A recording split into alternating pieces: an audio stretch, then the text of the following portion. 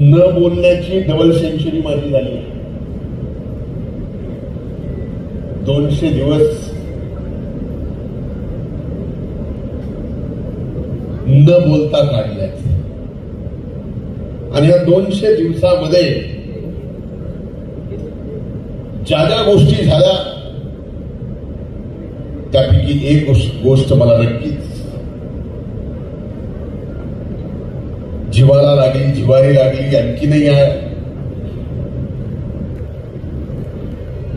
ती आपल्या बीड जिल्ह्याची बदनामी.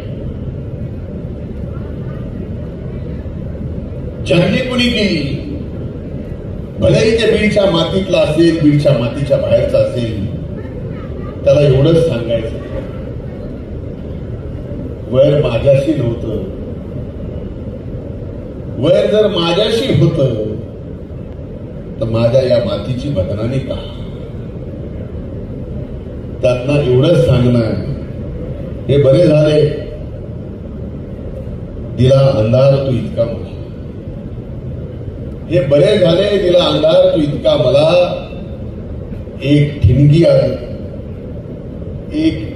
आत लागली तुझ्या.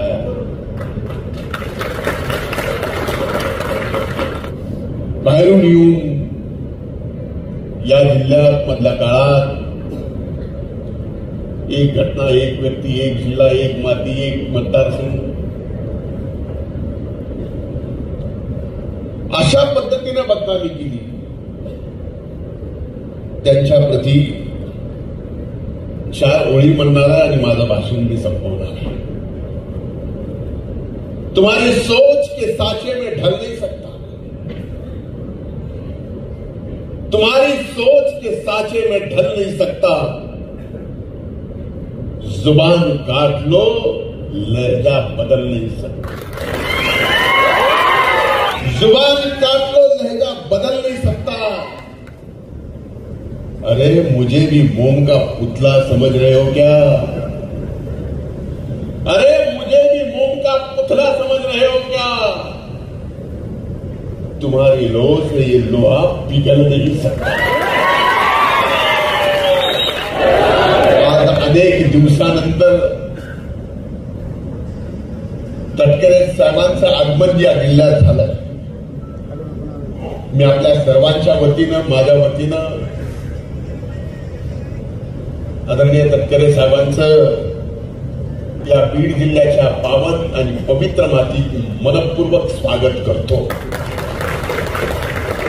आणि ज्या अपेक्षेने ते इथं आले त्या अपेक्षा आपण सर्वजण मिळून पूर्ण करूया, हा विश्वास त्यांना देऊ.